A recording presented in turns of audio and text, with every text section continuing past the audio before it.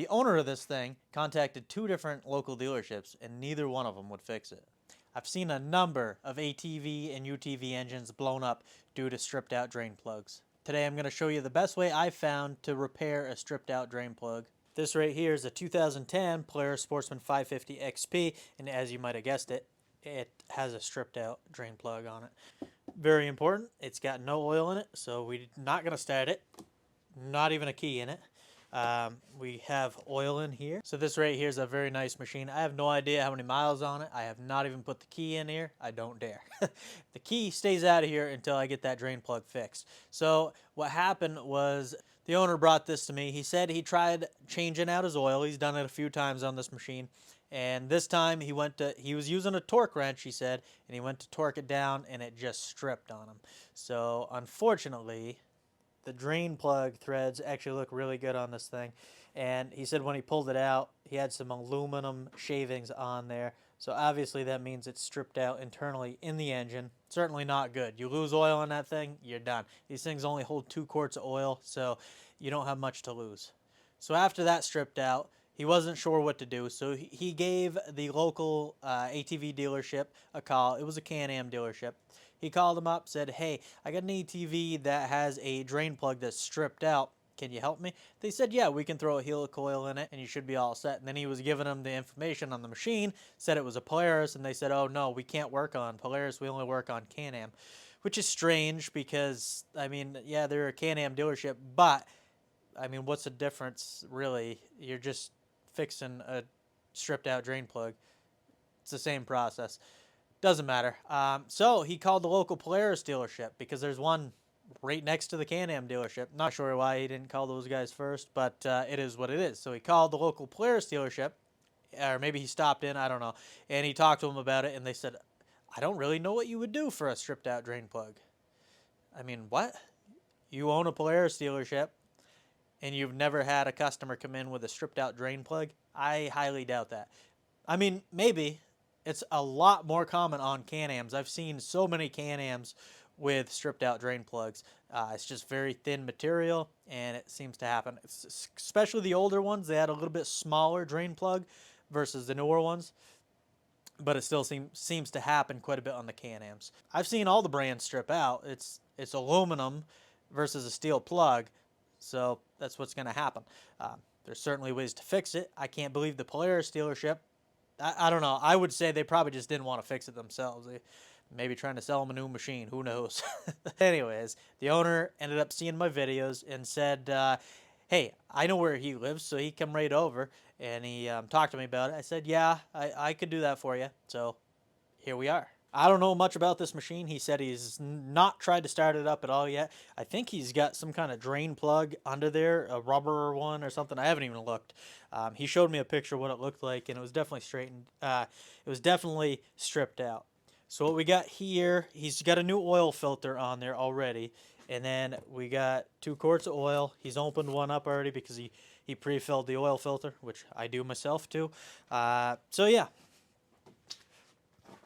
Nice machine. I actually had one of these in here, I think it was last year, for transmission troubles. And was it?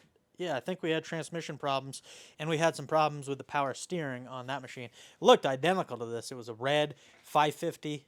I think it was probably the same year. Maybe that was a 09. I don't know. This is a 2010. I don't think they're the same machines. But anyways, I'll show you the repair I do for these stripped out drain plugs. It's the same for any machine. I use the same process now. Some have different sizes, but I use the same process. So I've tried helicoils. I've tried a couple different things, and nothing seems to work as good. So the helicoils work pretty good, but if you don't get them in there just right, I've seen them fall out. They go in rough. I just don't like using them, period. If it's a blind hole, like there is a bottom to that hole, helicoils work great. I still use them for those type of situations. They're cheap, and yeah, they work good. But this is not a blind hole. The drain plug goes all the way up through, so it just doesn't work great. So what I use is basically it's a steel insert. It's called Time-Sert. I think they have a couple different brands, but this is what I use. So these right here, Time-Sert kits, these are basically thread repair kits. Time-Sert is the brand. So these right here, I have two different sets because these are the two most common drain plug sizes. On this side, we have a M14 by 1.5, which is what the Polaris uses. And then we have, on this side, we have a little bit smaller. This is an M12 by 1.5. So I use both kits. This one right here is the one we're going to be using, but they work the same way. So this right here is going to go in the aluminum hole. So we're going to have a nice steel insert now, and then our drain plug will thread into this. So we're going to be perfect threads in there. So what we do is we have a drill bit right here. We open up the hole with a drill bit. We countersink a little bit so this will seat in there nicely. As you see, there's a ridge there. And then we tap it to accept the bigger threads, and then we install one of these inserts. We have different lengths, short ones, long ones. We'll make sure we get the perfect one for the drain plug. We don't want it going. We don't want to use one of these big ones. As you can see, if you use one of these, it's a little bit too big. On this long one, the threads are actually a little bit too long. So if we would put this in there, yes, our drain plug would work great. However, when we go to drain the oil, some of it's still going to stay in there because we're going to have threads up above the bottom of the drain pan, basically. So we want to make sure we use the right inserts. These get Loctited in. Now these kits are a little pricey. I think they're between $150, $180, somewhere like that for each kit. So they're a little pricey. If you're doing it once, for yourself, and you don't do this often, you might be better off bringing it to somebody that has the kit to do it. Or if you think you're going to do it in the future, go ahead and buy the kit. It's a great kit. It is pricey, but it works great. You do this once and you're done. I've never had an issue after these have been installed. They work really, really well. I know some of you guys don't like me talking so much, and that's understandable, but you can always skip forward. Anyways, let's get to work. All right, we got her tilted on, and it's going to be a little easier this way, and it'll be definitely easier to show you. But as we can see, he's got some kind of rubber drain plug in there. I'm not sure what he's got on there, but we'll go ahead and remove this.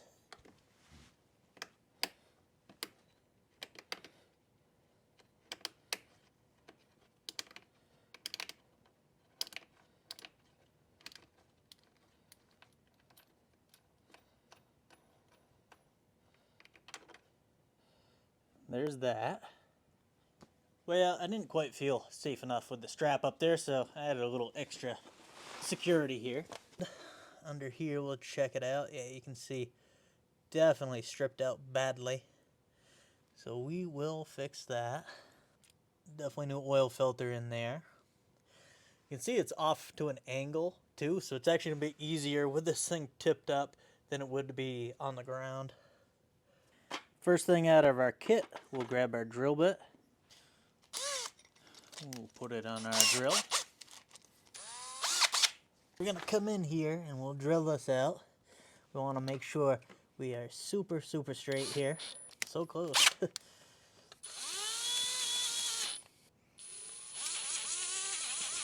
Alright, once we make it all the way through, then we'll take our shop vac.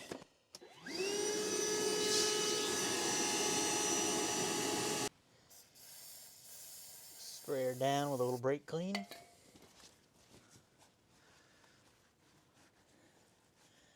Wipe everything off, nice and good. Now we can put that back. This does come with instructions too, so you can see we got the drill out the holes. Next we want a counter bore here. So we'll take our counter bore bit. You can see it's not set up for a drill truck because you definitely don't want to ream this up there too far. So we'll get it set up on my tap tool. Now this will fit up in that hole nice and snug. So we're going to put that up in there. Then we're just going to twist this and countersink it just a little bit. We don't need to go much. So pretty much you just want to countersink it just enough to let that lip go in. After I countersink it, I'll come in here and just check. Looks pretty good right there to me. As you can see, it's seated in there pretty good. And now we'll flip it over. As you can see, it's telling us to use our tap. Go ahead and tap the hole. So that's what we'll do. And it's going to be this big tap right here.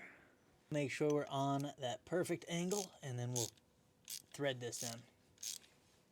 Now I was using my T, but I couldn't quite get it in there because it's on an angle, so it wasn't working very good. So we're going to resort to the ratchet. So this is going in nice and easy, but if you do feel it to start binding, you'd want to reverse it a little bit and maybe pull some of those threads out, some of the threads you already cut. But this is cutting really, really well. So we'll keep going. I think we're probably there. I'm going to go ahead and pull this out by hand, and we'll check out the situation. And yes, we did cut all the way through, so perfect. Back in the tap.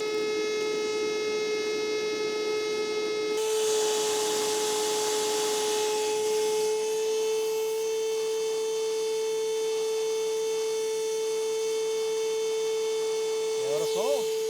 Now you can see our new threads are cut. Now we want to grab the right size insert. So this right here is the drain plug that I was given that came out of the machine, and there was a copper washer on there, but if you look, there was actually another aluminum sealing washer underneath. So yes, you want to remove that, you know, before you install. I know it might be hard to see because it was not copper, but you always want to remove any of the old washers out of there before you install a new one. Now I did go ahead and purchase a new drain plug because, as you can see, this one's getting a little rounded out in there. So, you know, it's like, I think it was like 12 bucks, 15 bucks for the drain plug and the new sealing washer. These come with an aluminum sealing washer like that. So we're going to install that.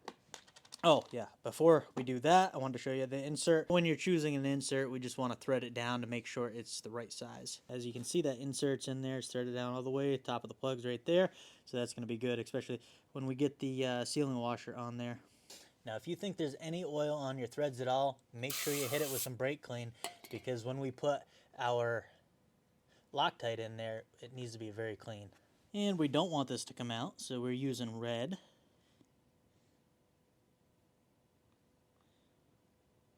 I like to apply a pretty good amount on there, but you definitely don't want to get any on the inside threads. Now, as you can see on the instructions, the next thing to do is use your driver tool and thread that right in the hole. So we get that started on there, then we'll thread it up in there. Once again, you want to make sure you're threading in nice and straight. So we're going in now. Tighten her right down.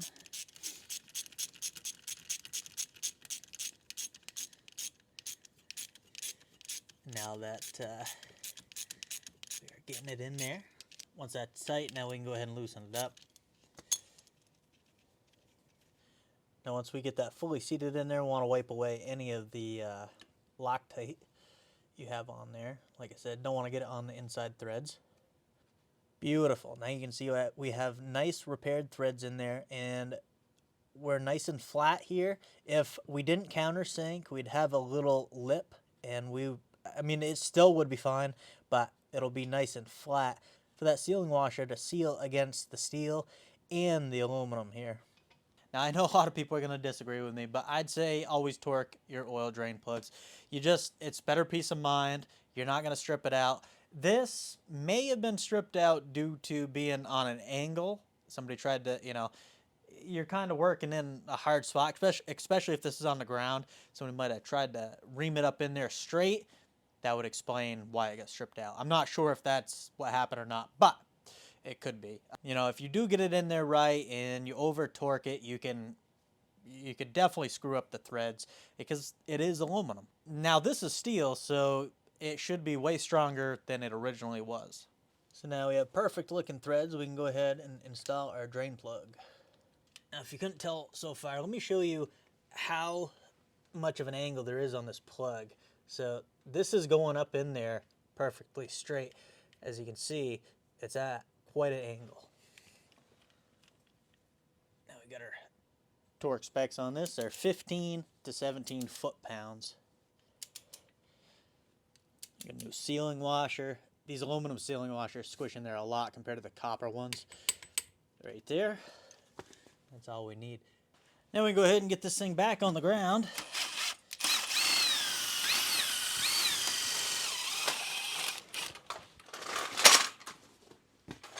Okay, we'll go ahead and pull her back. Pull this strap first.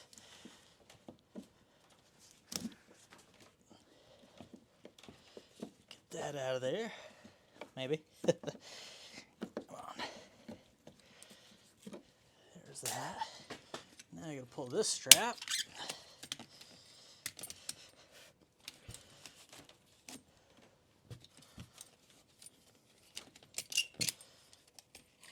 Of course, my straps. There we go. Get that up through. One thing we don't want to do is drop this thing that way. That would not be good. All right, go ahead. Get that. Now we can bring this down somewhat gentle. Beautiful. We fill the oil up on this side. Right here. It's on there pretty good. Wow. There we go. And I take it that's the quart that's been open already. Got PS4, 550. Go ahead and dump the rest of that quart in. What's nice about these is it's easy to access the oil fill, and it's a huge hole, so you don't really need a funnel. You can do this. If you're using a gallon jug, it's a little trickier, but with the quarts it works great. Beautiful. Next one. And then we'll put this one in.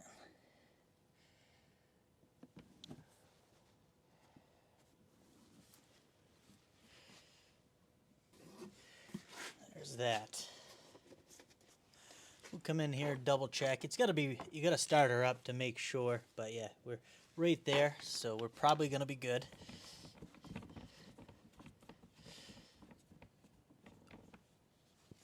Oh, now we come over here and we can remove this tag. We need the key, which I put in here for this thing. There we go. The owner had the key out of this thing when he dropped it off, and he went to put it back in, so, you know, I'd have it or I wouldn't lose it. I said, no, don't put that in there. We're going to put that in the box of oil because I don't want any chance of this thing trying to start up, you know, whether it be me accidentally or somebody that walks by. I don't want to take that risk. So the key was not going in this thing until we get oil. Now we can come on over. Now I can see how many miles on this thing. 3,000 miles. Not bad. Let's fire it up. Oh. Battery's a little weak. I did see this light right here. I'm not sure what that's for. Maybe, does it have a set of light? Yeah, it does have an LED light bar. And that red light's been on this whole time. So it's probably wearing it down a little bit. Right here we got a spot where we can hook a battery tender up to it. So I guess I'll do that. All right.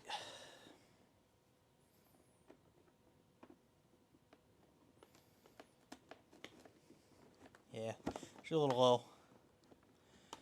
We'll let her charge up. I guess I probably should have did that while I was doing all the other work or while this thing sat here, but I didn't. So it is what it is. Maybe he keeps this thing on a battery tender all the time. I'm not sure. All right. Hopefully she starts now. There we go. We'll let her idle up for a few minutes, get that oil circulating, shut her down, and then recheck it.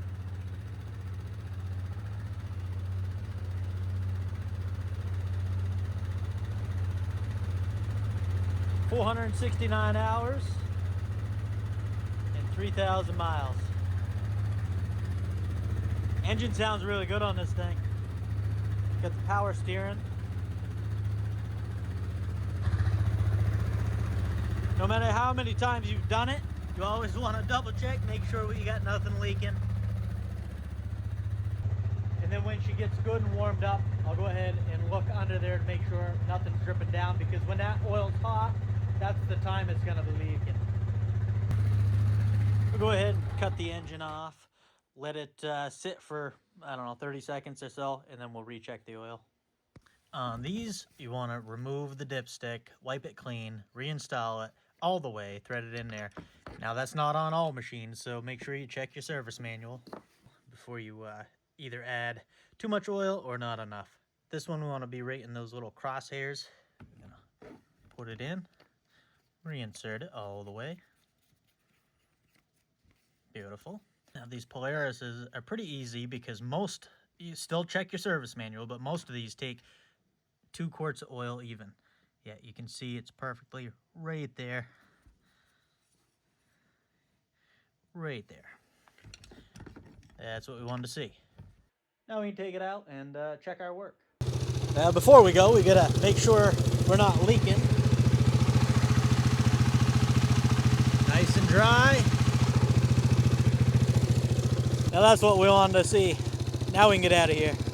All right, we got her out here. This thing is a sharp looking unit. I always like this. I bought one of these brand new. Not exactly this. I bought a 2014 Polaris Sportsman 850.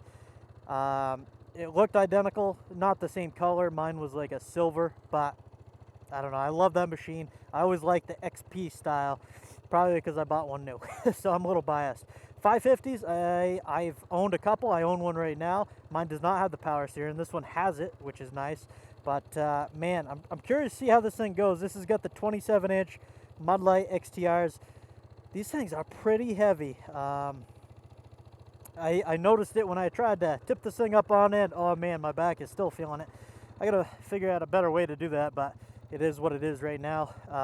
I will say, we're gonna go ahead, try it out. I always gotta try out the rigs I get here. The power steering on these things is just stupidly easy.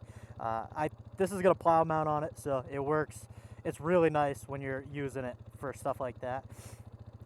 One thing I do not like about this machine, or any of the early model Sportsman 550s, is the clutch engagement. The clutch engagement is so high, even the idle is high on this thing. If you look, it's idling 1680, 1700 almost RPMs, which is a lot, but it's normal for this machine, and the clutch engagement is just high. Now if you go to the newer models, 550s, they lowered the engagement, lowered the RPM, the idle RPM.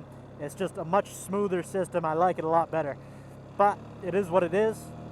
It's how this is designed, so obviously you could change stuff out if you wanted, but it's in the computer, it's in the clutch in, it's a lot of different stuff you'd have to do, because if you just put the clutch in there, you would actually, it would still want to idle at that high RPM, and it would be taken off just sitting here, which would not be good.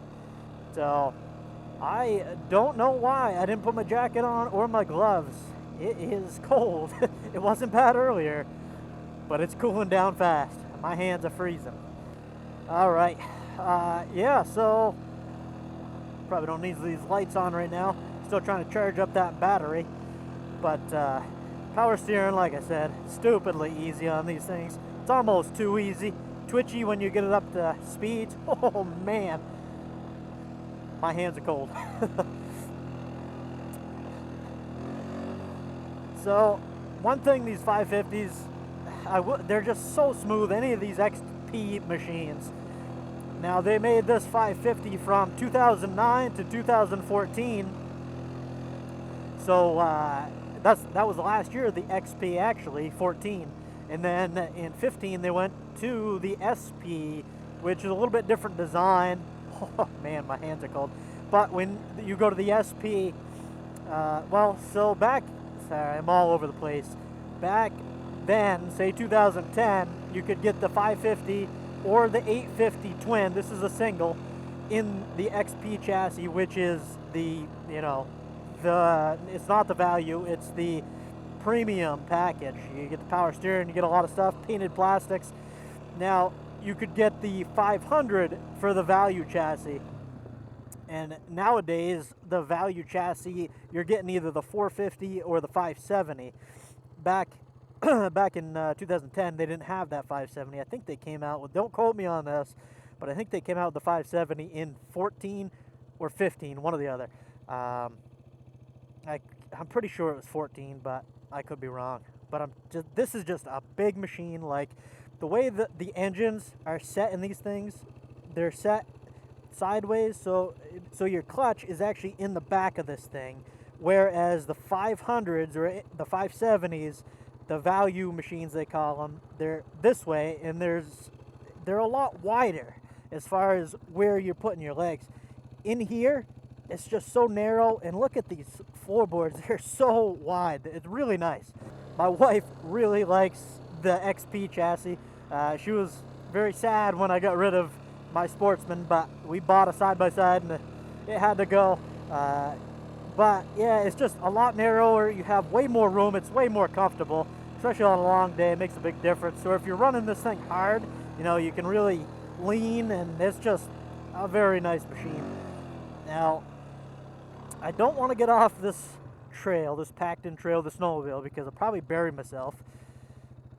So we're going to turn around right here. Obviously, I'm not going to go on the snowmobile trail. This is a private trail. Snowmobile trails in Vermont, you cannot bring ATVs.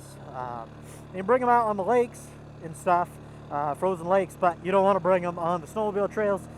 Not good. I believe some places in New Hampshire lets you, but it's only certain places. And you gotta have the 32. They call it a 32-degree rule, which means you can only ride ATVs on the snowmobile trails if it's 32 degrees or under, so you don't really start chewing up the trails at all. Even right now, it's chilly, and I can tell the tires are already chewing up this trail, but this is not a groomed trail. This is, we've been up through here with the snowmobiles, and man, I definitely should have wore my gloves. You guys are gonna get sick of that. Back to this machine. I love it. I do. I like it. I like the 850 better. Obviously, it's got more power, but this thing has got, oh, I can't even move it. I'm not going to break anything of the customers. Maybe he leaves that in full drive all the time. Yeah, there we go. It went in tool drive. I can't get it over to the active descent control. That's what that button would be right there. If you slide it over all the way to the left, and what that does is it actually engages all four wheels when you're going down a hill, and it gives you wicked engine braking. It's very nice. Saves your brakes. I've been down super steep mountains with my 850 with the active descent control on, and my buddy he had a Sportsman 570 at the time. He's like, you haven't even hit your brakes once, and he's holding his brakes the whole time down that, and he's got engine braking. It's a different type of engine braking. Oh man, I am stupid for not wearing my gloves. I actually gotta go back here and unthaw my fingers.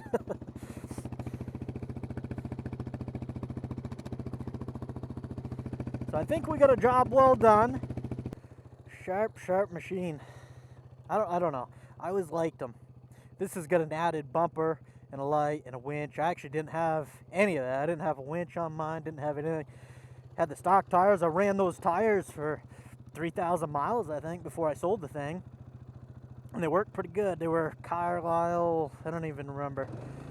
Carlisle something. The 850 is a much better sounding engine, in my opinion. This is, I don't know. It's a little noisier. And it's just how these 550s are. I don't think this thing's ran out of oil at all. All right. Might as well get on to her a little bit. I will say, doesn't matter what ATV you're on, after riding snowmobiles and jumping on an ATV, you feel there's something wrong with it. I don't care if you're on a 1000 Sportsman, Scrambler, whatever you're on, nothing compares to riding a snowmobile. They're just way faster. I mean, I don't know, way faster. Don't get me wrong, there's definitely some fast four-wheelers out there. This is not one of them. This thing goes pretty good, but You know, that's full throttle right there. And my thumb is about to break off.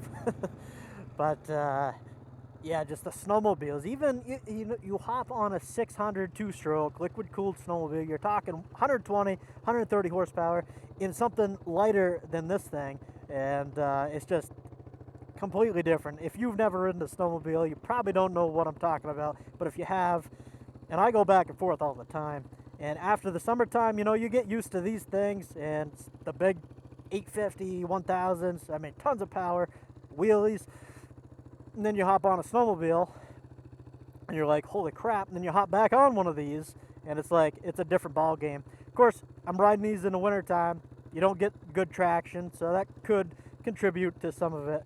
But anyways, I'm done jibber jabbing. I know a lot of you guys don't like me talking. Some of you do. But anyways, we're done with this thing.